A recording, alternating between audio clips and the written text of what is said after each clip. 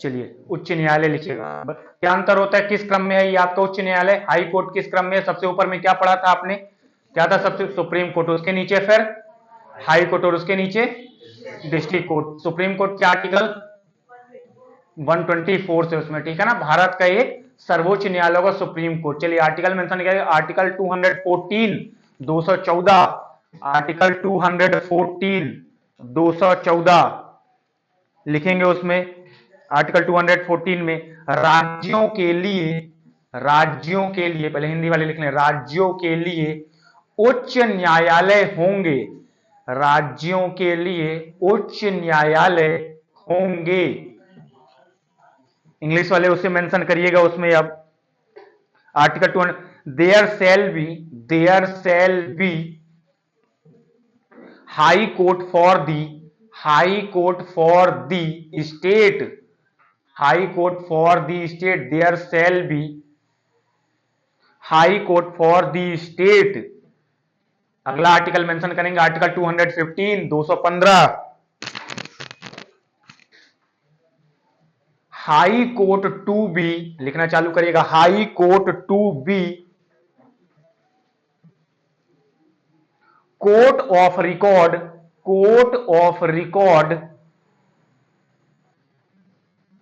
Including the court of record, including दी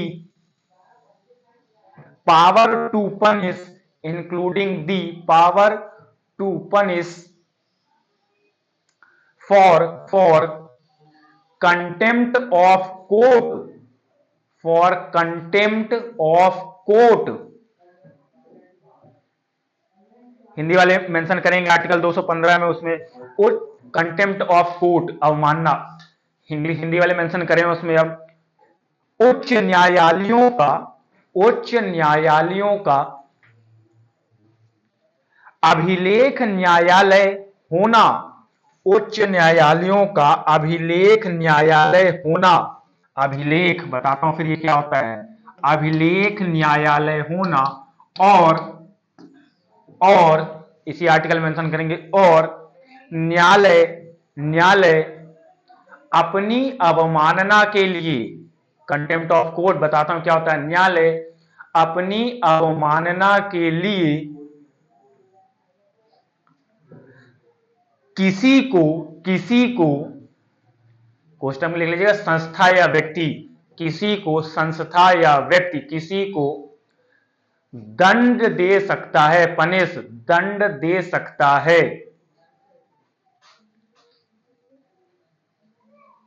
अब अभिलेख न्यायालय होने का क्या मतलब था, जैसे सुप्रीम कोर्ट के डिसीजन आपके क्या होंगे, फॉलो करे जाएंगे हाई कोर्ट और किसके द्वारा, आपके डिस्ट्रिक्ट कोर्ट के द्वारा, मतलब ऐसा वो रिकॉर्ड रहेंगे। अगर सुप्रीम कोर्ट ने किसी भी केस में कोई भी वर्डिक्ट दे दी है तो वो नीचे जितने आपके न्यायालय होंगे उन सबके लिए क्या होगी, आपका एज अ रिकॉर्ड हो जाएगी कि सुप्रीम कोर्ट ने, हमारे हायर ने बोल दिया है, बात खत्म। इसी तरीके से हाई कोर्ट भी अभिलेख न्यायालय होगा, लेकिन अब हाई कोर्ट के नीचे क्या होगा, आपका डिस्ट्रिक्ट कोर्ट होगा। तो as a court of record किसके लिए बनेगा, डिस्ट्रिक्ट कोर्ट के लिए। डिस्ट्रिक्ट कोर्ट एज अ उस डिसीजन जो आपके हाई कोर्ट किसी केस में देगा उसको ये मान्य कर सकता है कि हाई कोर्ट ने ये डिसीजन दे दिया है तो हम भी इसी तरीके का डिसीजन दे सकते हैं उसमें, ठीक। दूसरा क्या होता है, कंटेम्प्ट ऑफ कोर्ट क्या होता है, क्या होगा कंटेम्प्ट ऑफ कोर्ट की मीनिंग यहां पे, सर कोर्ट का कोई रूल ब्रेक करना, कैसे, जैसे कि साउंड करना, मतलब कोर्ट में हल्ला करना, नहीं, और किसी पे हमला कर देना कोर्ट के, और उसे कंटेम्प्ट ऑफ कोर्ट कैसे हुआ, और कैसे, जज की बात का ओबे ना करना, ठीक है, एक ये पॉइंट हो सकता है। और फाइनली अगर कोर्ट ने कोई डिसीजन दे दिया है, उस डिसीजन को क्या होगा, आपको मानना पड़ेगा। अगर आप उस डिसीजन को नहीं मान रहे हैं तो आप कंटेम्प्ट ऑफ कोर्ट कर रहे हैं। दूसरा, आप किसी भी जज के निर्णय को, जो आपके उसने डिसीजन दिया, उसको क्वेश्चन मार्क नहीं कर सकते हैं कि चौराहे में खड़े होकर उसके बारे में आप क्वेश्चनिंग कर रहे हैं। बात कर सकते हैं लेकिन उसको ऐसा नहीं, चीजों को लेकर कि आप उसको क्वेश्चन नहीं कर सकते कि ये डिसीजन तो गलत है, इसको तो हम नहीं मानेंगे। दूसरा, आपने सुना होगा न्यायालय द्वारा कभी कभी किसी अपराधी को, उसकी अगर आपको उसने अपराधी ने कोई करप्शन किया हुआ है या कि करप्शन से कोई प्रॉपर्टी उसने क्या की है, जीती हुई है या कि पाई हुई है, तो न्यायालय क्या बोलता है, न्यायालय डिक्री या डिक्री का आदेश देता है कुर्क करने का। संपत्ति सुना होगा आपने कि इस व्यक्ति की इतनी संपत्ति को आप क्या करें, इतनी संपत्ति को सरकार के उसमें ले ले अपने फेवर में, मतलब कुर्क कर दें एक प्रकार से। अब यहां पे आप पढ़ गए कि नहीं हम तो नहीं दे रहे हैं, तो ये सब किसके अंतर्गत आ जाएंगे, न्यायालय की अवमानना, कंटेम्प्ट ऑफ कोर्ट। और जैसे ही आपने कंटेम्प्ट ऑफ कोर्ट किया तो न्यायालय क्या करेगा, आपको उससे भी दंडित कर सकता है, ठीक ऐसा। अगला लिखिएगा आर्टिकल 216 216, हिंदी वाले लिख लें पहले। 216 में उच्च न्यायालय का गठन, उच्च न्यायालय, उच्च न्यायालय मतलब यहां पे हाई कोर्ट से है, ठीक है ना, उच्च न्यायालय का गठन, कोष्टक में लिख लेंगे एक मुख्य न्यायाधीश, एक मुख्य न्यायाधीश और अन्य न्यायाधीश, वो डिपेंड करेगा आप किस कोर्ट में कितने होंगे, और अन्य न्यायाधीश। जैसे एग्जांपल के तौर पे समझिए यूपी आपका बड़ा स्टेट है, तो वहां की कोर्ट जो प्रयागराज है आपकी, Allahabad high court, Allahabad high court में एक चीफ जस्टिस तो होगा, लेकिन जो अन्य जस्टिस होंगे वो नंबर ऑफ संख्या में ज्यादा भी हो सकते हैं। लेकिन यही कंडीशन अगर दूसरे कोर्ट की मैं बात करूं, दूसरे राज्य की, अगर वो राज्य छोटा है, एक चीफ जस्टिस तो होगा, लेकिन जो अन्य जस्टिस होंगे वो वेरी कर सकते हैं, मान लीजिए, है ना, कोई नंबर फिक्स नहीं है उनका उसमें। अब किसी राज्य में ज्यादा हो सकते हैं, किसी में कम हो सकते हैं, ऐसा। इंग्लिश वाले मेंशन करें, आर्टिकल 216 को मेंशन करेंगे उसमें, constitution of high court, high court, constitution of high court, कोष्टक में लिखेंगे उसमें consisting of a chief justice, chief justice and other justice, and other justice, clear. चलिए अगला मेंशन करेंगे हिंदी में मैम, उच्च न्यायालय का गठन, कोष्टक में लिखेंगे एक मुख्य न्यायाधीश, एक मुख्य न्यायाधीश और अन्य न्यायाधीश, और अन्य न्यायाधीश। चलिए अगला आर्टिकल मेंशन करेंगे, आर्टिकल 217 217 लिखेंगे appointment and condition of, appointment and condition of office of A appointment and condition of office of a जज of A high court, of a जज of A high court. Question में लिखेंगे appointment by president, appointment by president. Hindi वाले mention करें article 217 को, लिख लिया English वालों ने, अपॉइंटमेंट बाई प्रेसिडेंट, हिंदी वाले मेंशन करेंगे उसमें। अब उच्च न्यायालयों के न्यायाधीश की, उच्च न्यायालयों के न्यायाधीश की नियुक्ति, उच्च न्यायालय के न्यायाधीशों की नियुक्ति और पद की शर्तें, और पद की शर्तें। क्वेश्चन में लिखेंगे नियुक्ति राष्ट्रपति द्वारा, नियुक्ति राष्ट्रपति द्वारा।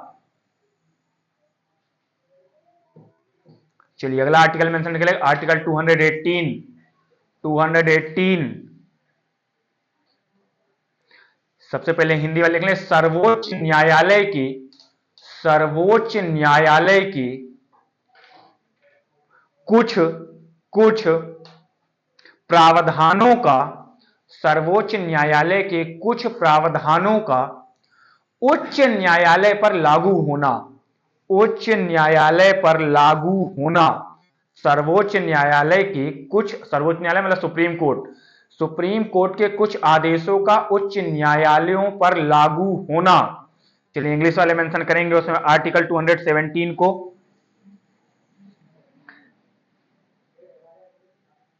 218 ना, application of certain provision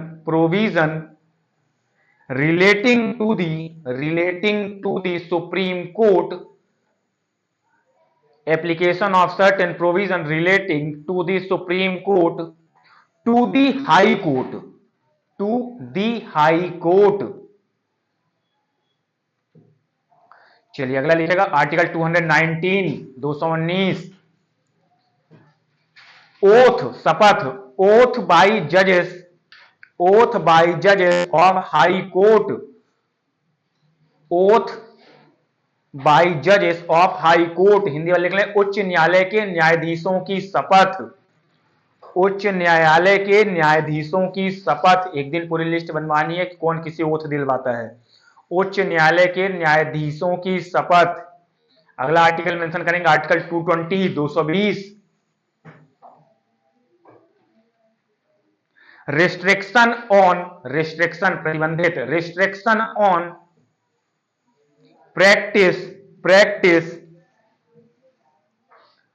restriction on practice after seizing, CEASING, after seizing to be A, after seizing CEASING, seizing मतलब प्रतिबंधित, seizing to be A, to be a permanent जज, टू बी ए परमानेंट जज। सोचे जब तक English वाले इसकी क्या मीनिंग है, हिंदी वाले में स्थायी न्यायाधीश रहने के बाद, स्थायी न्यायाधीश रहने के बाद अभ्यास पर, अभ्यास प्रैक्टिस, अभ्यास पर प्रतिबंध, अभ्यास पर प्रतिबंध। हाँ बताइए क्या मीनिंग है इसकी? मतलब जज बन जाते हैं उसके बाद प्रैक्टिस। यस है ना, क्या रीजन क्या होंगे इसके, क्यों नहीं कर सकते? सर बताओ भाई। हाँ बिल्कुल। जैसे कोई जज है, ठीक है, हम्म। मतलब वो अगर जज बनने के बाद केस लड़ेगा तो फिर वो पार्शियलिटी कर सकता है ना? कैसे, कैसे? इन्फ्लुएंस कर सकता है वो, जैसे जज है, जज की जज से दोस्ती रहती है तो हम्म, उसको इन्फ्लुएंस कर सकता है दूसरे जज को। नहीं ऐसा नहीं। और क्या हो सकता है भाई? मान लो जैसे कोई जज बना और उसने किसी केस पे डिसीजन दे दिया है बाय चांस उसमें, अब उसे तो उस केस में जो वो डिसीजन दे दिया वो मान्य हो गया है उसमें। अब उसके बाद वो वकालत करने जाएगा और आपको वही व्यक्ति उसके पास फिर से केस लेके आ जाए। जैसे उसने डिसीजन तो दे दिया था लेकिन वो केस दोबारा फाइल करे कि हम तो दोबारा लगा रहे हैं, तो अगर उसी के पास चला जाए। दूसरी, अगर वो जज रहते रहते अगर उसकी मंशा ये होगी कि अभी मैं पूरे डिसीजन देते जाता हूं, बाद में जाके वकील बन के पैसे खा लूंगा उसमें। अब बात समझ में आ रही है? तो करप्शन का चांसेस है यहाँ पे कि एक बार तुम जज के बनकर डिसीजन दे लियो, फिर दूसरी तरफ वकालत करके आप करप्शन कर रहे हो। तो सिंपल है कि कोई भी व्यक्ति आपका जज बनेगा उसका तो प्रैक्टिस वकालत नहीं कर सकता, बस सिंपल उसमें। ठीक, चलिए अगला लिखेगा आर्टिकल 221, 221 न्यायाधीशों के वेतन भत्ते, salary and allowances of justice, salary and allowances, न्यायाधीशों के वेतन भत्ते, न्यायाधीशों के वेतन भत्ते। मैडम आर्टिकल 221 न्याय, सैलरी एंड अलाउंसेस, न्यायाधीशों के वेतन एंड भत्ते, justice salary and allowances, high court के जस्टिस के, ठीक है ना, जस्टिस, जस्टिस न्यायाधीशों के। और यहां पे हम न्यायाधीशों से मतलब मुख्य न्यायाधीश से भी है, यहां पे न्यायाधीशों से मतलब वेतन और भत्ते मुख्य न्यायाधीश भी ऐसा भी न्यायाधीश ही काउंट हो रहा, मतलब मुख्य न्यायाधीश और आपके न्यायाधीशों के, लेकिन किसके? हाई कोर्ट के, ठीक है ना। लिखेगा आर्टिकल 222, 222 हिंदी वाले लिखेंगे एक उच्च न्यायालय से, एक उच्च न्यायालय से दूसरे में न्यायाधीशों का स्थानांतरण, ट्रांसफर हो रहा है। एक उच्च न्यायालय से दूसरे उच्च न्यायालय में न्यायाधीशों का स्थानांतरण मतलब ट्रांसफर। बाई चांस अभी गुजरात में रहे, अब कहां चले गए आपके, बाई चांस मध्य प्रदेश में आ गए, है ना, ऐसा ट्रांसफर। इंग्लिश वाले मेंशन करेंगे आर्टिकल 222 को, लिखेंगे उसमें ट्रांसफर ऑफ ए जज, ट्रांसफर ऑफ ए जज, देख लिया आपने? हाँ, स्थानांतरण ये लिखा होगा, मतलब ट्रांसफर, स्थानांतरण बोलते हैं उसे। ट्रांसफर ऑफ ए जज from one high court to, from one high court to another, from one high court to another एक न्यायालय से दूसरे न्यायालय में। चलिए अगला लिखेगा article 223 223 appointment of acting chief justice, कार्यवाहक एक्टिंग चीफ जस्टिस,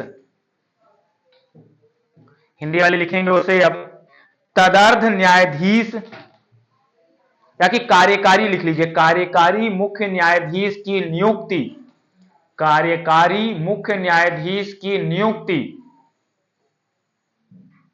अब ये कौन बनेगा, कार्यकारी मुख्य न्यायाधीश कौन बनेगा, एक्टिंग चीफ जस्टिस कौन बन जाएगा,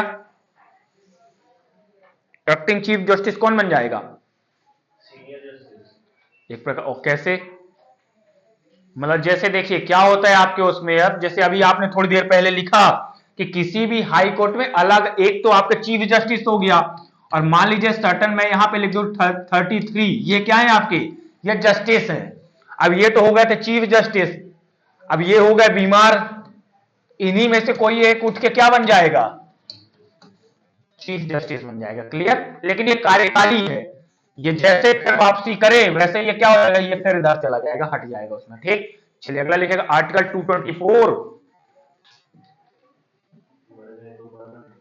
224। हाँ मर गए तो परमानेंट ही बनवा देंगे, अब क्या उसमें। अब ऐसा थोड़ी ना है कि वो ऊपर से भगवान से फिर छुट्टी लेके आएंगे कि भाई बता रहे थे ना, हमारे कुछ केस बचे थे निपटा के आते हैं फिर उसमें, हम ऐसा नहीं होगा।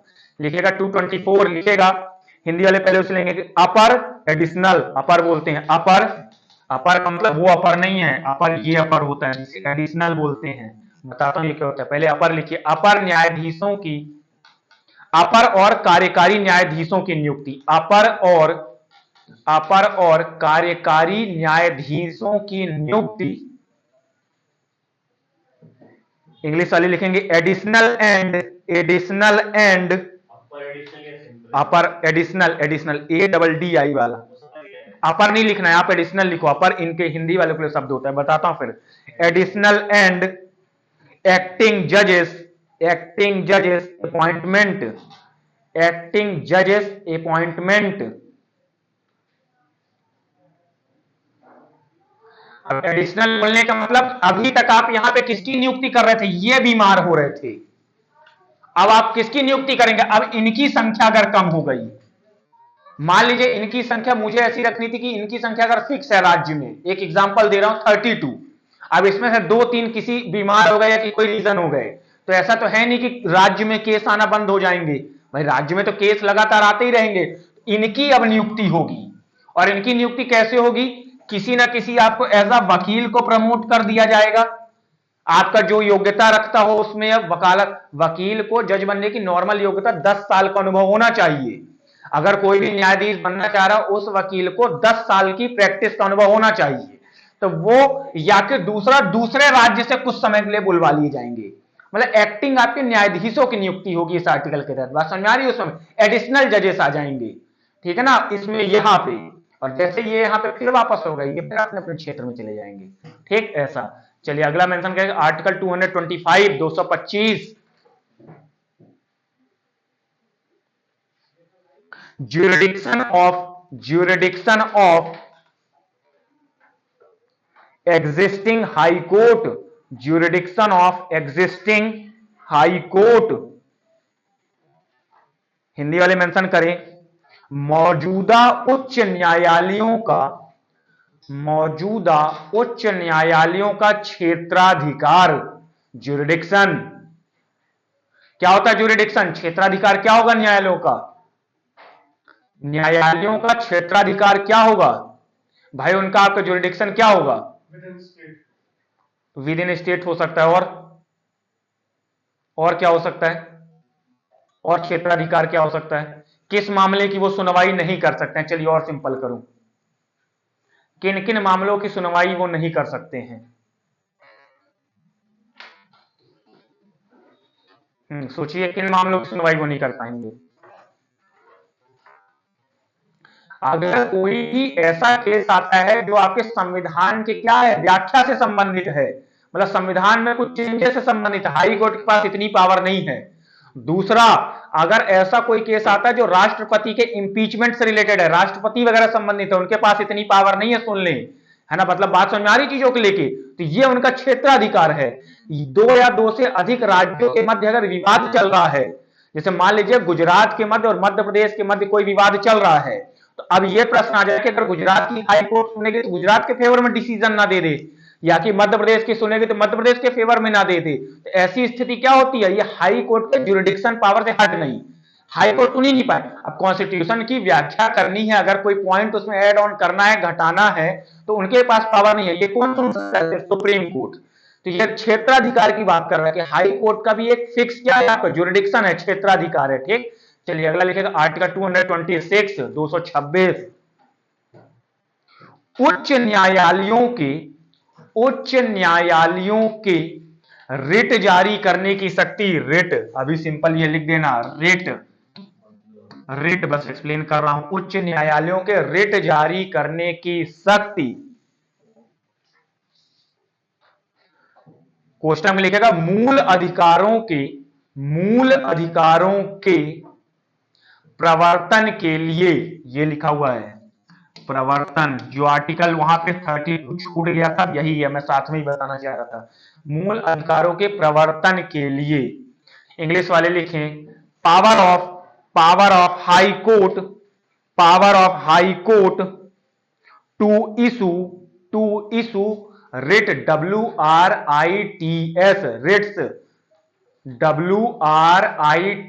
Ritz, power of high court to issue writs, question में लिखेंगे आप उसमें अब टू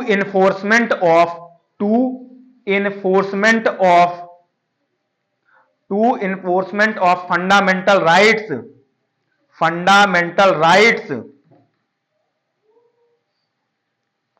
चलिए अब समझिए, अब क्या हुआ, ये रिट क्या होती है, रिट पहले समझ लीजिए फिर लिखाता हूं, रिट जरूरी है। आपने देखा था, मैंने बोला था कि कभी भी फंडामेंटल राइट्स का, मौलिक अधिकार का, क्या होते हैं मौलिक अधिकार, क्या होते हैं मौलिक अधिकार, नहीं तो क्या होते हैं मौलिक अधिकार, है क्या, मौलिक अधिकार और डीपीएसपी में क्या डिफरेंस है, मौलिक अधिकार और DPSP, directive principle and state policy में डिफरेंस क्या है, क्या अंतर है दोनों में? डीपीएसपी तो ये बताता है कि कोई भी राज्य को कैसे चलना चाहिए। ठीक है, राज्य को कैसे चलना चाहिए, कैसे गवर्नमेंट को कैसे चलाना चाहिए राज्य। ठीक है, चलिए हाँ, और डीप फिर फंडामेंटल राइट्स, वो तो मतलब कोई भी ह्यूमन के कोई भी लॉ। ठीक है, एक अंतर ये होगा कि वो एक आपके इंडिविजुअल अधिकार की बात कर रहा है, दूसरे और राज्य कैसे चलाए अपने आप के स्टेट को। ठीक है, और क्या अंतर है, और एक अंतर, ये तो चलिए मेजर अंतर हो गया, एक और फंडामेंटल राइट्स पूरी all over the country mark होती है, नहीं, स्टेट में, और एक मेजर अंतर है, फंडामेंटल राइट्स का कभी भी वायलेशन अगर होगा तो आप सुप्रीम कोर्ट या हाई कोर्ट जा सकते हैं। बात समझ में आ रही है, फंडामेंटल राइट्स का वायलेशन हुआ, आपने क्या किया, आप हाई कोर्ट या सुप्रीम कोर्ट चले गए। डीपीएसपी के वायलेशन में आप हाई कोर्ट या सुप्रीम कोर्ट नहीं जा सकते हैं। अब बात समझिए, मैंने क्या बोला कि फंडामेंटल राइट्स का वायलेशन हुआ तो आप कहां जा सकते हैं, हाई कोर्ट या सुप्रीम कोर्ट। आपने ये बोला कि आप आर्टिकल 14 की बात कर रहे हैं कि कानून के समक्ष सब समान हैं, लेकिन मेरे द्वारा मेरे लिए समानता नहीं दिखाई जा रही है। आर्टिकल 15 क्या बोल रहा है, जन्म धर्म जाति लिंग मूल वंश और जन्म स्थान के आधार पर भेदभाव नहीं होगा, लेकिन मेरे साथ भेदभाव हो रहा है, तो इसके लिए आप क्या करेंगे, हाई कोर्ट या सुप्रीम कोर्ट जाएंगे। जैसे ही आप हाई कोर्ट या सुप्रीम कोर्ट गए तो हाई कोर्ट जो है आर्टिकल 226 का यूज करते हुए रिट जारी करेगी, और सुप्रीम कोर्ट आर्टिकल 32 का आपका वायलेशन मतलब 32 के तहत रिट जारी करेगी। अब यह रिट क्या है, रिट यह है कि आपके न्यायालय द्वारा आपके उस व्यक्ति से, उस संस्था से, उस अधिकारी से प्रश्न पूछे जाएंगे कि इस व्यक्ति का वायलेशन हुआ है तो क्यों वायलेशन हो रहा है। तो इस प्रकार से न्यायालय द्वारा 5 प्रकार की रिट जारी करती है। क्वेश्चन में लिखे 5 रिट्स, क्वेश्चन लिखेंगे 5 रिट। चलिए मेंशन करना चालू करिएगा इसमें, आप अंडर द इंडियन कॉन्स्टिट्यूशन लिखना चालू करिए, under the Indian constitution 5 type of writs are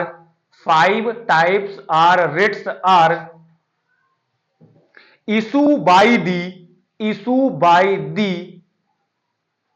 supreme court, issue by the supreme court under the Indian constitution 5 types of writ are issue by the supreme court. कोष्टक में article 32, article underline करना, article 32 पूछा गया question, किस article के तहत supreme court writ जारी करती है? आर्टिकल 32। एंड हाई कोर्ट कोष्टक में ले लेना आर्टिकल 226 226 टू प्रोटेक्ट, इसी के आगे to protect fundamental rights, to protect fundamental rights. भारतीय संविधान के अंतर्गत मौलिक अधिकारों की सुरक्षा के लिए, भारतीय संविधान के अंतर्गत मौलिक अधिकारों की सुरक्षा के लिए अनुच्छेद 32 के तहत,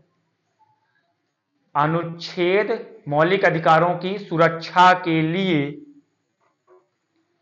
मौलिक अधिकारों की सुरक्षा के लिए अनुच्छेद 32 के तहत सर्वोच्च न्यायालय द्वारा और अनुच्छेद 226 के तहत 226 अनुच्छेद 226 के तहत उच्च न्यायालय द्वारा, हाई कोर्ट, उच्च न्यायालय द्वारा 5 प्रकार की रिट जारी की जाती है। 5 प्रकार की रिट जारी की जाती है। मतलब ये किसके लिए है? आप लोग के फेवर के लिए है। अगर आपके फंडामेंटल राइट्स का वायलेशन हुआ तो हाई कोर्ट और सुप्रीम कोर्ट तुरंत एक्टिव होंगे और रिट जारी कर देंगे। चलिए पहले रिट का नाम लिखिएगा उसमें। अब हैबियस कॉर्पस, HABEAS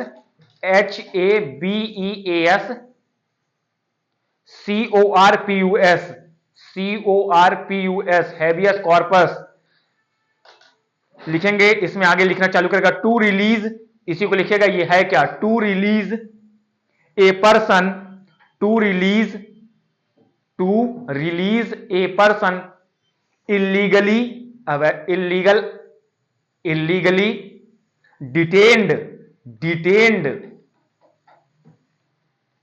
हिंदी वाले लिखे उसमें। अब बंदी प्रत्यक्षीकरण,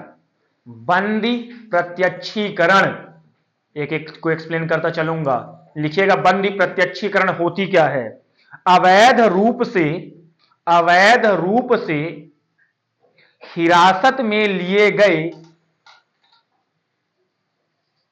व्यक्ति को, अवैध रूप से हिरासत में लिए गए व्यक्ति को रिहा करने के लिए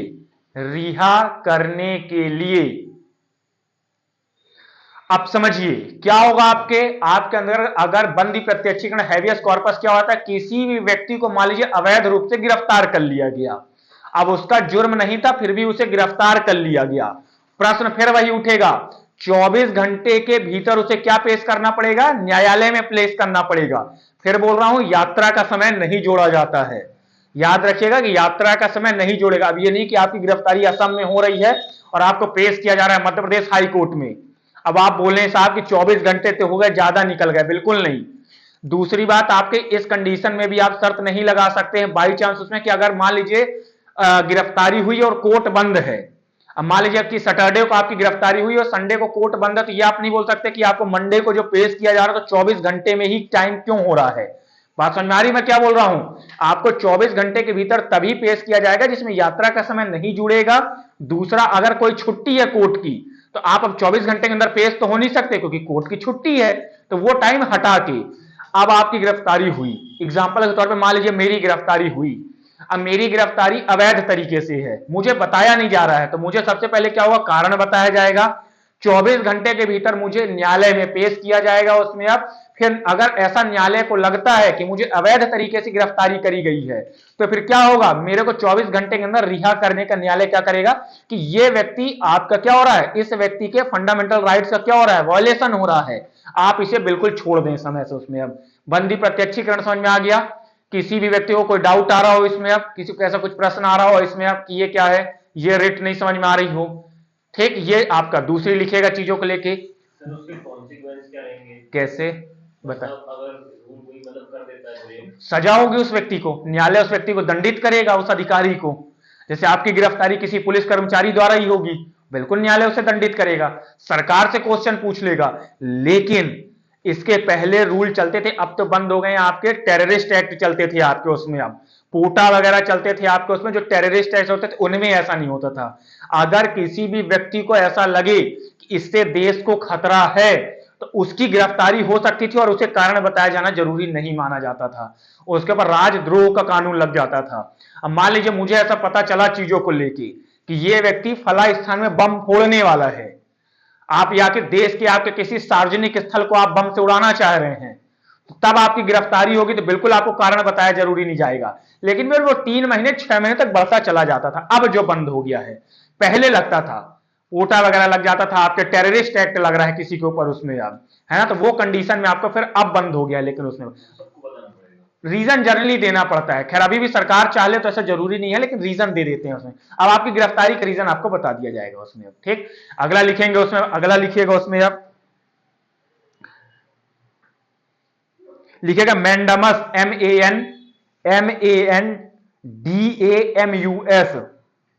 MANDAMUS, मैंडामस लिखेंगे उसमें। अब ordering public official to perform, ordering public official to perform their legal duties, Hindi वाले लिखे उसे परमादेश, बंदी प्रत्यक्षीकरण का परमादेश लिखेंगे। सार्वजनिक अधिकारियों को उनके कानूनी कर्तव्य का, सार्वजनिक अधिकारियों को उनके कानूनी कर्तव्य का पालन करने का आदेश। अब मान लीजिए कोई कर्मचारी है, सरकारी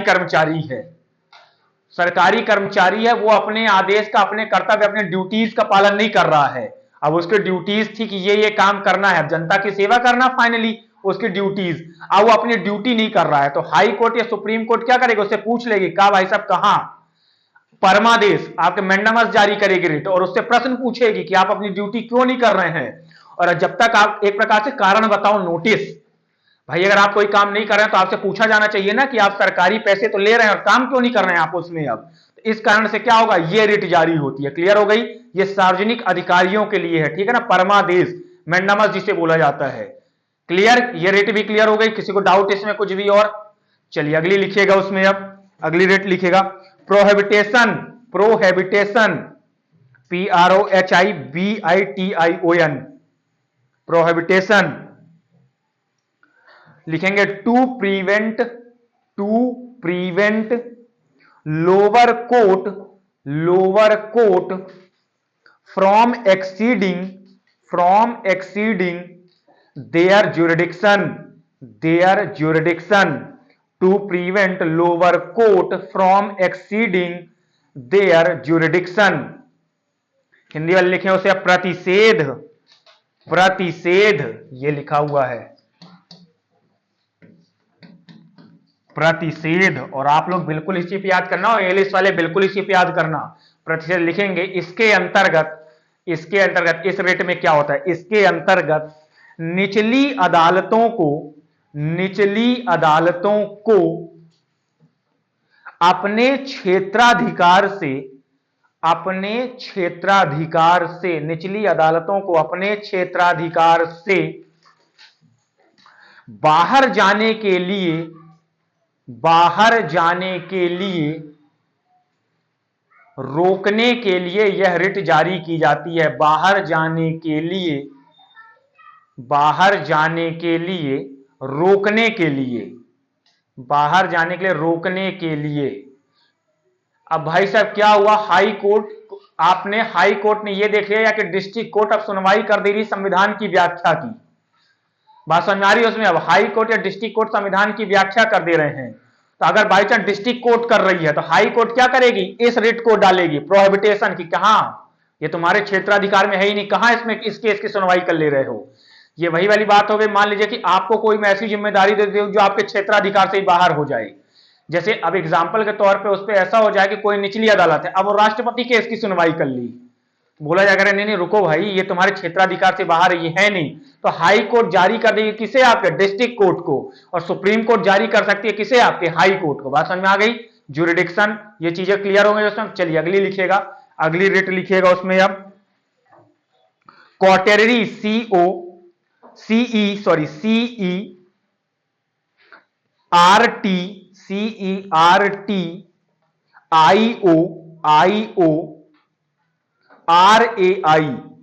फिर से स्पेलिंग बोल दे रहा हूं, CERTIORARI, हिंदी वाले लिख लें जब, हाँ RARI, हिंदी वाले लिख लें उत्प्रेषण, उत्प्रेषण, ये लिखा हुआ है उत्प्रेषण। इंग्लिश वाले पहले उसे मेंशन करना चालू करेंगे, इसके अंतर्गत क्या होगा, in this writ a higher court, in this writ a higher court sitting aside ASIDE,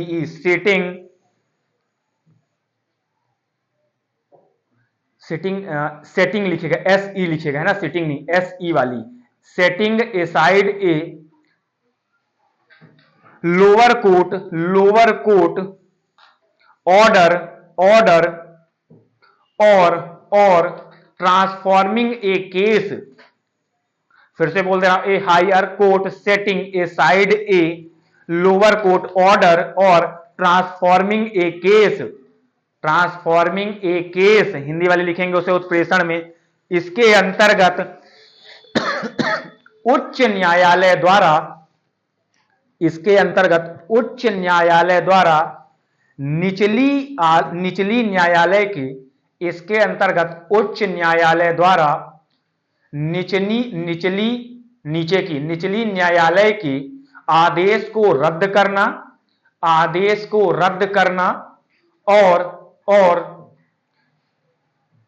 मामले को अपने क्षेत्राधिकार या कि अपने पास स्थानांतरित करने के लिए कहना,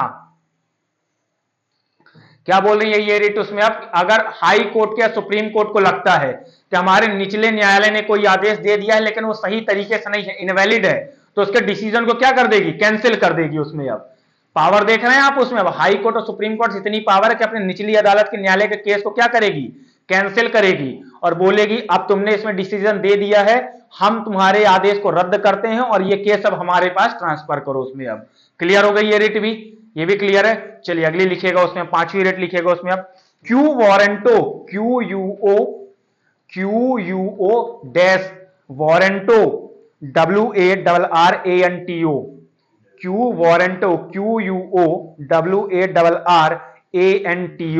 हिंदी वाले लिख लें अधिकार प्रच्छा, ये लिखा है।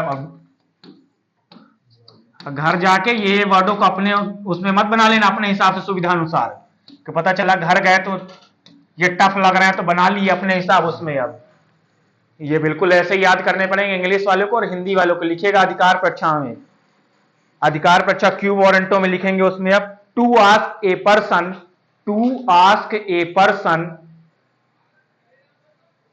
By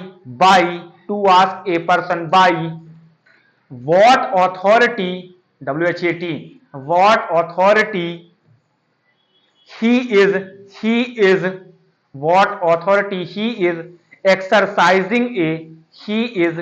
exercising a public office, फिर बोल दे रहा हूं to ask a person by what authority ही is exercising a public office, Hindi वाले लिखें इस रिट के अंतर्गत किसी व्यक्ति से यह पूछने के लिए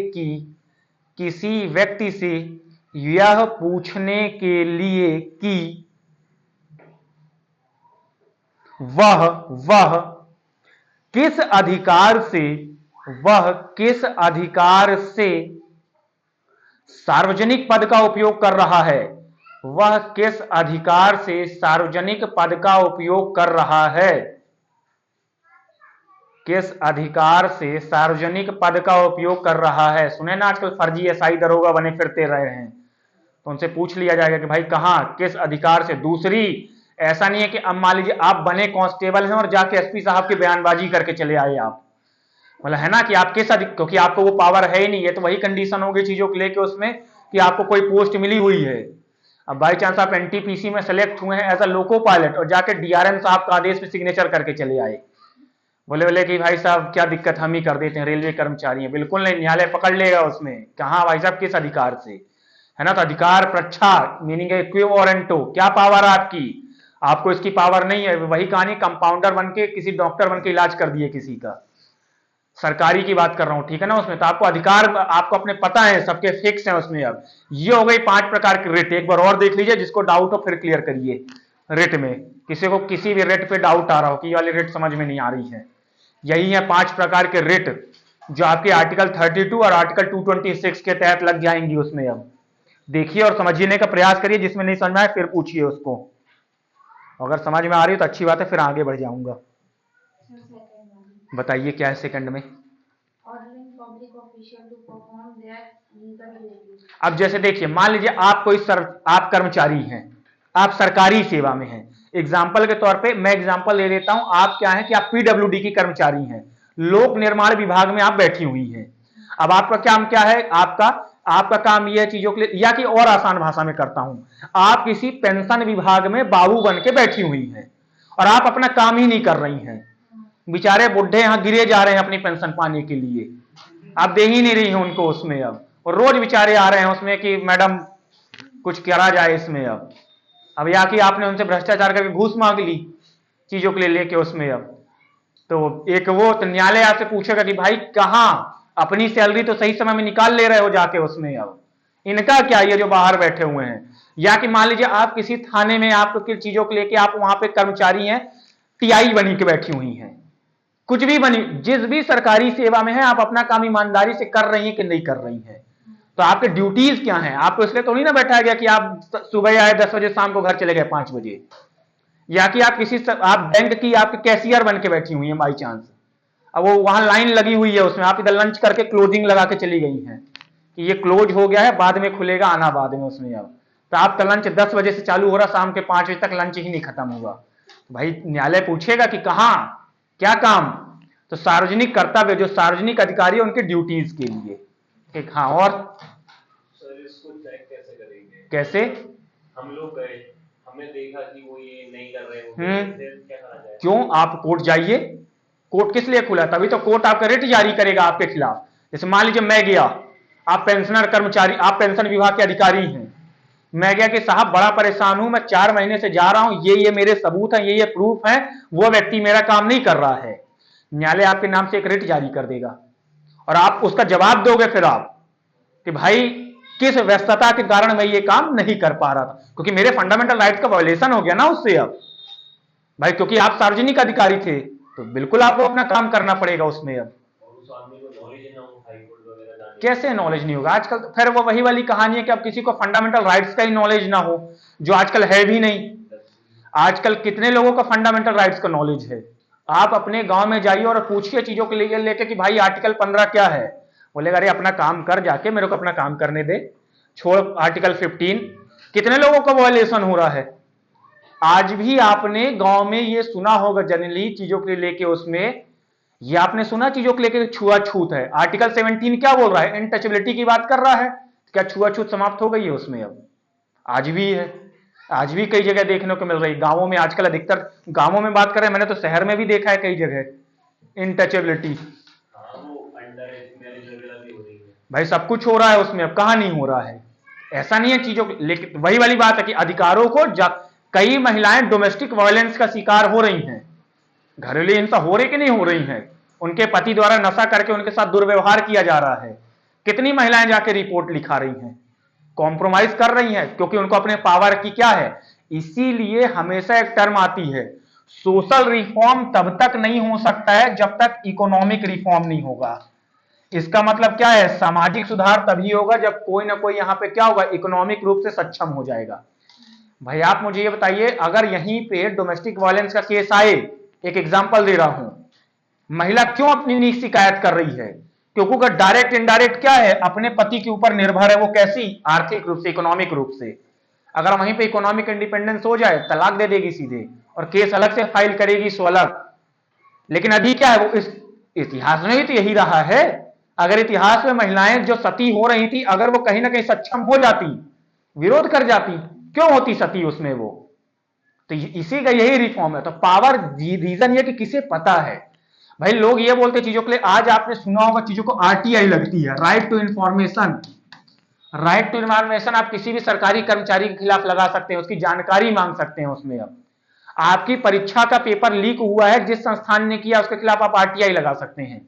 मिनिमम चार्ज है 10 रुपए, मात्र 10 रुपए, और वो भी ओबीसी एसटी एसटी वर्ग के लिए, निचले वर्ग के लिए छूट है ही नहीं, 0 रुपए में है। और उस आरटीआई अगर आपने लगा दी, उस व्यक्ति को क्या होगा, जिसके खिलाफ आपने लगाई है, उसको जानकारी देनी पड़ेगी। और ऐसा नहीं है तीनों, अगर जानकारी जरूरी है तो अति शीघ्र देनी पड़ती है, लेकिन अब फिर वही वाली होता है, आरटीआई पता किसे है और आरटीआई लगाएगा कौन। एक और टर्म बताता हूं इससे आगे हट के, एक वर्ड आता है विसिल ब्लोअर। विसिल मतलब वही सीटी वाली विसिल ब्लोअर। विसिल ब्लोअर ये होता है कि अगर आपको लगे आप किसी ऑर्गेनाइजेशन में वर्क कर रहे हैं, विसिल ब्लोअर एक्ट आया था आपका, अगर आप किसी ऑर्गेनाइजेशन में वर्क कर रहे हैं, मान लीजिए XYZ आपका ऑर्गेनाइजेशन है, आप उसमें काम कर रहे हैं और उसमें ऐसा लग जाए आपको कि आपके अधिकारी लोग भ्रष्टाचार कर रहे हैं, तो आप अपने ही संस्था के खिलाफ रिपोर्ट दायर कर सकते हैं ले जाके, मतलब हमारे संस्था में इतने इतने पैसों का भ्रष्टाचार हो रहा है, या कि इन इन चीजों का भ्रष्टाचार हो रहा, तो आप क्या कहला जाएंगे, एज अ विसिल ब्लोअर कहला जाएंगे। और बिल्कुल आपको केस, देखिए रूल बहुत सारे हैं, अब अधिकार नहीं पता है तो फिर अब क्या ही बोला जाएगा उसमें। अब इसीलिए तो हम जैसे लोग खड़े हैं अधिकार बताने के लिए उसमें। अब भाई क्यों खड़े हैं, आप लोग पढ़िए, आप लोग अधिकार बताइए जाके, बस हाँ उसे मत बता देना जो सुनना ना चाहे, है ना, कि वहां जाके अधिकार बता रहे हैं उसमें। हाँ, और किसी को किसी रेट में डाउट, सब रेट क्लियर हो गई, पांचों क्लियर हैं, किसी में भी किसी को भी डाउट आ रहा हो कि वाली नहीं समझ में आ रही हो, भाई पूछ लो, अभी भी मौके हैं उसमें, है ना, फिर बाद में भी दे दूंगा मैं, लेकिन अभी पूछ सकते हैं आप कि जो जो रेट हैं। चलिए मैं उम्मीद करता हूं समझ में सबको आ गई होंगी, कि और वेट करूंगा अभी 2 मिनट का, किसी को कुछ पूछना हो तो बताइए। क्या था प्रतिषेध, पढ़िए क्या लिखा है उसमें।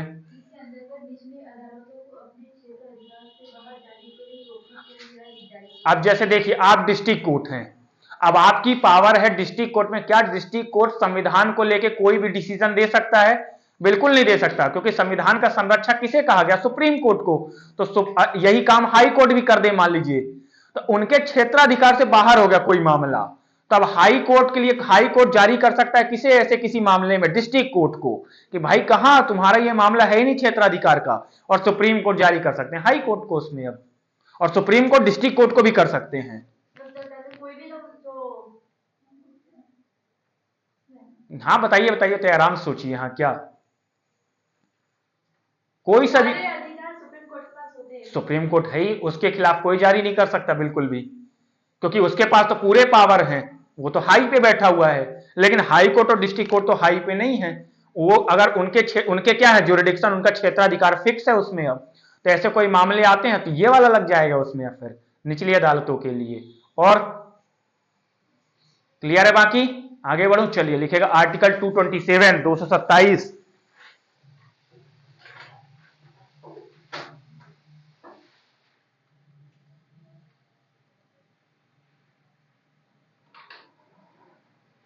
चलिए छोड़िए, हो गया इतने आर्टिकल बहुत है, 226 तक बहुत है काम के उसमें। चलिए अगला आर्टिकल मेंशन करिएगा उसमें। अब अगला आर्टिकल मेंशन करिएगा सीधे उसमें 243 पे आइए।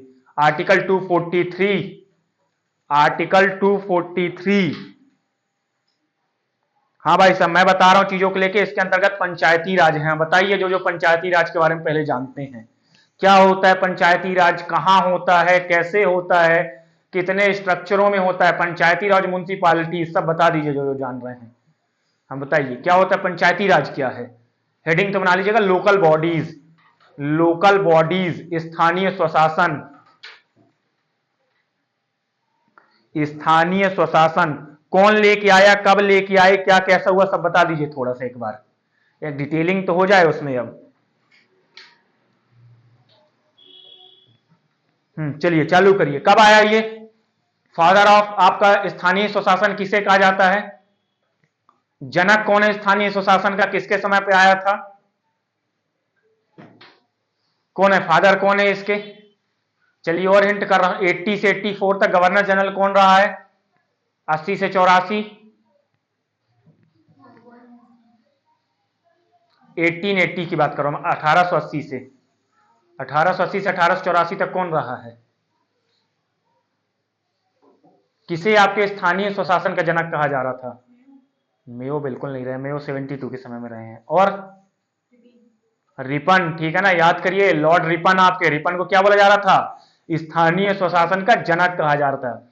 चलिए पहले आप समझिए, लिखना तो बाद में कल से देख लेंगे। अब हुआ क्या कि जैसा आपने देखा कि स्ट्रक्चर चल रहा है कैसा आपका, पहला आपके क्या देखा आपने, केंद्र सरकार।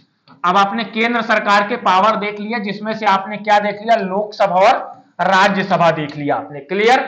दूसरा आपने स्ट्रक्चर क्या देख लिया, राज्यों की विधानसभा। राज्यों में आपने क्या देख लिया था, आपने विधानसभा, लेजिस्लेटिव काउंसिल, पहले या कि लेजिस्लेटिव असेंबली और लेजिस्लेटिव काउंसिल, विधानसभा और विधान परिषद। अब क्या हुआ, आप फिर याद करिए, आर्टिकल 40 पहुंचिए। आर्टिकल 40 किसकी बात कर रहा है, ग्राम पंचायतों के गठन की। अब इनका गठन क्यों किया जाए, प्रश्न तो पहले यह है कि ग्राम पंचायतों की क्यों स्थापना की जाए। तो इसलिए की जाए क्योंकि गांधी जी जो थे वो ये कह रहे थे कि सत्ता का स्थानांतरण निचले व्यक्तियों तक पहुंचे, ताकि वो भी अपने अधिकारों का क्या कर सकें, यूज कर सकें। भाई अगर राज्यों द्वारा क्या होगा, अगर आप क्या होगे, स्थानीय स्वशासन को, मतलब आपके पंचायत और नगर पालिकाओं को क्या होगा, कुछ भी अधिकार नहीं दिए जाएंगे, तो उनका विकास कैसे होगा। फिर वही इंग्लिश का फ्रेज समझिए, क्या, great power comes great responsibility, कि जब तक आप उन्हें शक्ति नहीं देंगे तब तक उनके पास उत्तरदायित्व तो नहीं आएगा। भाई इनके पास भी तो कुछ ताकत हो उसमें, अब तब तो जाके ये गांवों का विकास करेंगे उसमें, अब है ना, ऐसी चीजें। दूसरी ओर यहां तक कि महात्मा गांधी 1946 में अपना एक लेख लिखते हैं, उस लेख में बकायदा वो आपके डिफाइन करते हैं क्या, कि आपके ग्रामों का जो विकास होगा वो करना बहुत जरूरी है। और जो ग्रामों का विकास होगा उसमें वो ऐसा कह रहे हैं उसमें कि जो शहर होते हैं, अगर आप शहरों का विकास करते रह जाएंगे और गांवों को विकास के मुख्य धारा में या कि अधिकार क्षेत्र में नहीं लाएंगे तो किसी न किसी रूप में पीछे छूट जाएंगे। अगर मैं इनको पावर नहीं देता तो ये पूरी तरीके से डिपेंड होते किसके ऊपर, राज्य के ऊपर, कि भाई जब राज्य पैसे देगा तभी हमारा विकास होगा। लेकिन क्या, इसीलिए सरकार ने क्या देखा, कॉन्स्टिट्यूशन बनाने वालों ने यह देखा कि उन्होंने कौन सा संविधान संशोधन किया, 73वां संविधान संशोधन। 73वें संविधान संशोधन के तहत क्या किया, स्थानीय स्वशासन ग्राम पंचायत की नींव रखी। और 74वें संविधान शेड्यूल कौन सी, शेड्यूल कौन सा, अनुसूची 11, आपके पहले ग्राम पंचायत, है ना, नहीं, पंचायतों के लिए 11, नगर पालिका के लिए 12, और दूसरी 12वां शेड्यूल रखा। फिर वही कहानी पे आ जाइए हम, 3 स्ट्रक्चर होते हैं। पहले अगर मैं ग्राम पंचायत की बात करूं, मतलब अगर पंचायत की बात करूं, पहला कौन सा, आपके सबसे ऊपर में कौन होगा, जिला पंचायत, सुना है, जिला पंचायत होते हैं जिले स्तर पे। दूसरा जनपद पंचायत होती है आपके, और तीसरी कौन सी होती है, ग्राम पंचायत होती है, क्लियर। ये 3 स्ट्रक्चर है इनका। तो ये तो हो गई आपकी पंचायत का स्ट्रक्चर। वहीं पे आपके नगर निगम और नगर म्युनिसिपालिटीज का क्या चलता है, सबसे ऊपर क्या होती है, सबसे ऊपर होती है आपकी नगर निगम, सुना है उसमें, अब नगर निगम, नगर निगम के नीचे क्या होती है, नगर पालिका, और नगर पालिका के नीचे क्या होती है, नगर पंचायत आपके उसमें है। और इन्हीं लोकल बॉडीज क्या कर रही है, ये आपके स्थानीय क्षेत्र में कार्य कर रही है उसमें। अब इनके कुछ आपको इनको विषय बताए गए हैं कि इतने इतने टॉपिक हैं, आप इनमें काम करिए उसमें अब। और उसी से रिलेटेड जो है अपना आर्टिकल 243 है, ये आर्टिकल जो है वो पूरी तरीके से आपके डेडिकेटेड है किसे, आपके पंचायती राज को उसमें, और आगे जाके म्युनिसिपैलिटीज को। ठीक, चलिए लिखना चालू करिएगा। आर्टिकल 243 लिखिएगा उसमें। Article 243 deals with the local self governance, Hindi वाले लिखें, अनुच्छेद 243 का संबंध स्थानीय स्वशासन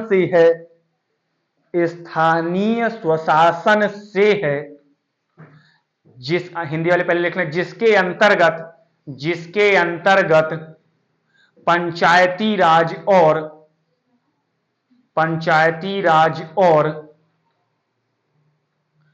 कोष्टक में लिख लेंगे, पंचायती राज और नगर निगम, नगर पालिका और नगर पंचायत आते हैं। नगर निगम, नगर पालिका और नगर पंचायत आते हैं। चलिए डायरेक्ट उठाइएगा उसमें आर्टिकल 243A। किसी ने क्लास देखी थी वो वाली? किसी ने क्लास देखी थी जो डली थी उसमें? अब एक यूट्यूब में डली थी, किसी ने देखी? आर्टिकल वाली डली हुई थी उसमें। अब मैं एक मिनट उसी के लिंक देख रहा हूं उसमें।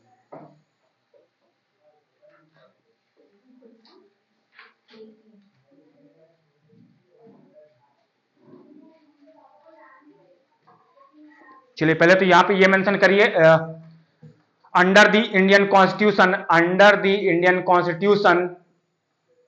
73 कॉन्स्टिट्यूशन एबेटमेंट कोष्टक में 11th schedule, 73 constitution amendment 11th schedule deals with the panchayati raj, 73 constitution amendment 11th schedule deals with the panchayati raj and 74 constitution abatement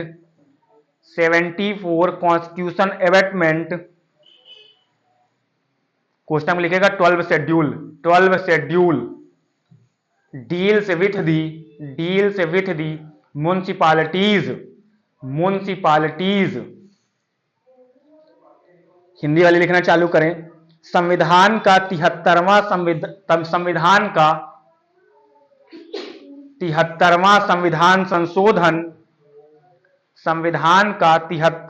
संविधान संशोधन पंचायती राज से संबंधित है।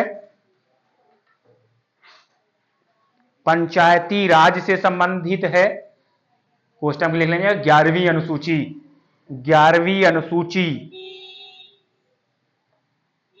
जबकि संविधान का 74वां संविधान संशोधन, जबकि संविधान का 74वां 74 संविधान संशोधन म्युनिसिपैलिटीज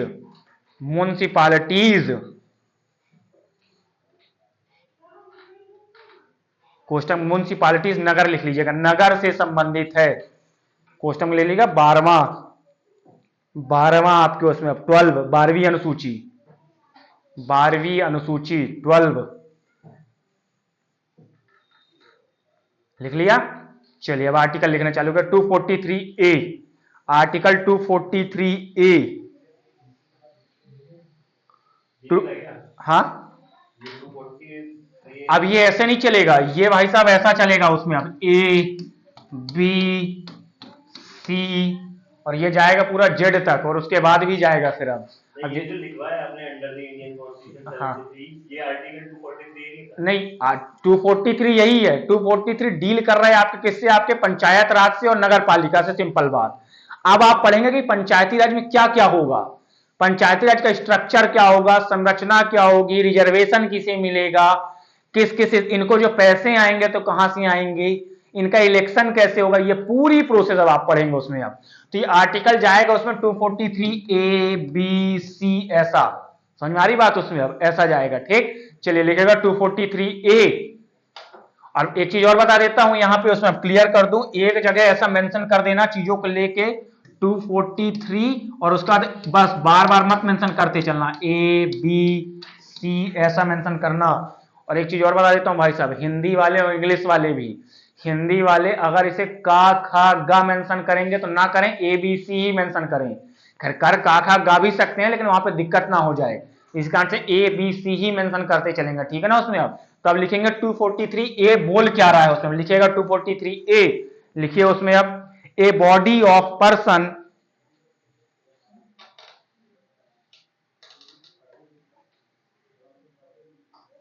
ऐसा मत लिखिए चीजों के लिए लेके, मैं सोच रहा था उसमें कि एक पहले आधे फॉर्म में लिख लेते आप उसमें, अब पहले डिफाइन कर देता, एक तरफ आप मेंशन कर देते चीजों के लेके उसमें। अब स्ट्रक्चर पहले मेंशन करिए, चलिए पहले तो एक स्ट्रक्चर मेंशन करिए, पंचायती राज तरफ लिखिएगा, फर्स्ट लिखिए आपके पंचायती राज, पहला स्ट्रक्चर तो बता दूं, फिर लिखिए आर्टिकल तो बाद में लिखेंगे, पता चला वही पता नहीं है चीजों के लेके उसमें।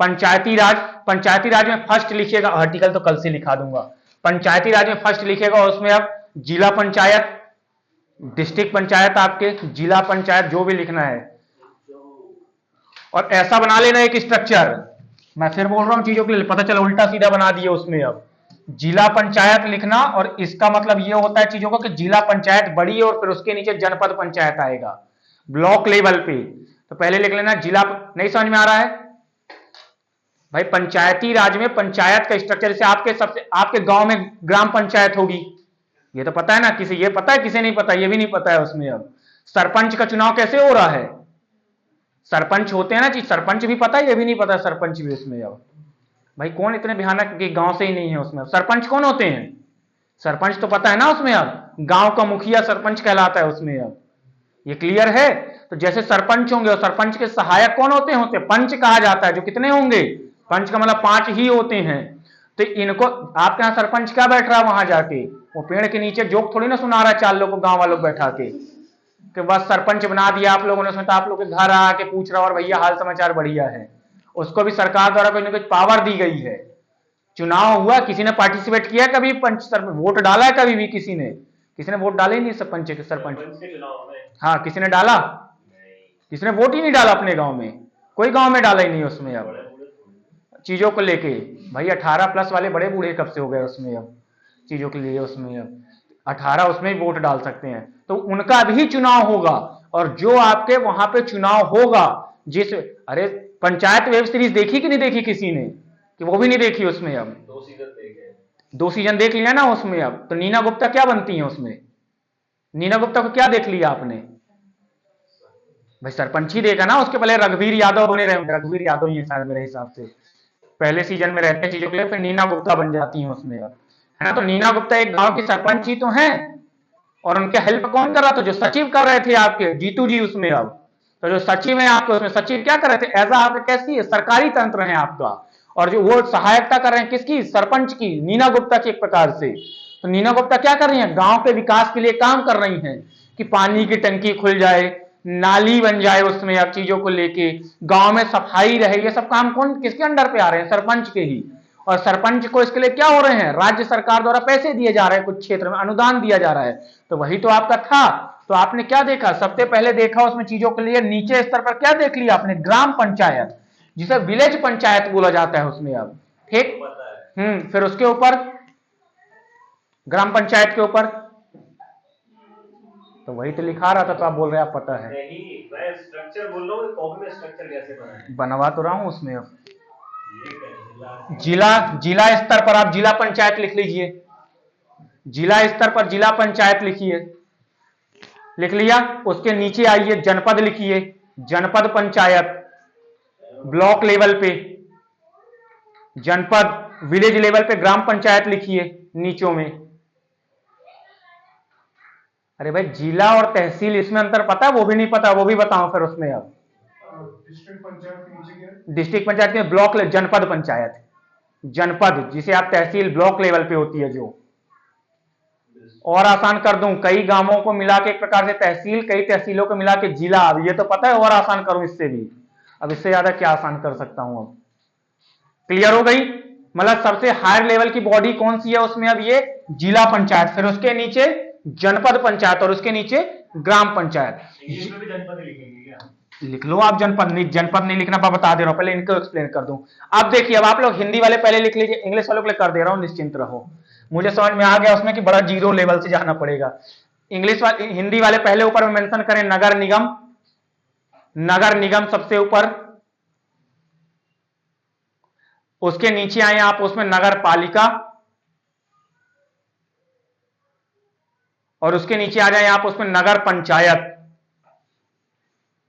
नगर पंचायत मैं आप लोग के लिए इसलिए बोल रहा था क्योंकि कभी कभार किसी दिन गांव में फंस गए और उनसे इंग्लिश बोले, समझा नहीं पाओगे, इसीलिए अगर इतनी हिंदी मेंशन कर लो कि किसी को बताना हो तो बता देना उसमें। अब ठीक है ना उसमें, अब इसलिए मैं आपको बोल रहा था चीजों के लिए लिखने के लिए। आपने बोर्ड में देखा होगा, जनरली आप किसी क्षेत्रों में जाते तो पढ़े ना कि ये नगर, भाई कौन कहां कहां का है, आज तो पहले ये बताओ कौन क्षेत्र के, किसके यहाँ, कोई कहां के भाई साहब आप? मेरे से क्यों पूछ रहे हो? तो भाई आप कोई और बता दो, कोई भी बता दो उसमें। अब तो आप हो ही नहीं क्या इस अर्थ के? आपके यहाँ कौन सा लग रहा है, नगर निगम, नगर पालिका, क्या लग रहा है, क्या लग रहा है आपके यहाँ? ग्राम पंचायत लगेगा। ग्राम पंचायत लग रही, कहाँ रहते हैं आप? मैं घर गोल में है, हाँ, लेकिन रह मैं दिल्ली खड़े हो रहा हूँ। तो उधर ग्राम पंचायत लगती है उसमें, गोल में लगती है। तो उसमें ग्राम पंचायत लग रही है ना, तब तो आपको सरपंच फिर पता होगा कौन सरपंच है आपके यहाँ के। राजन मिरोठा। और आपने 18 ईयर प्लस ही हो गए जहां तक मुझे लग रहा है। उनकी वाइफ है। उनकी वाइफ, महिला सीट चल रही मतलब उसमें। तो आप वहां पे क्या कभी वोट डाला ही नहीं? नहीं, अभी पहले हुए होंगे इलेक्शन। कब हुए हैं? मैंने वोट नहीं डाला, इतना याद है मेरे को। मैं क्या, वो दारू वारू बट रही थी ना, तो उसको रुकवा रहा था मैं, वो करा था। क्या हो रही थी, बट रही थी उसमें?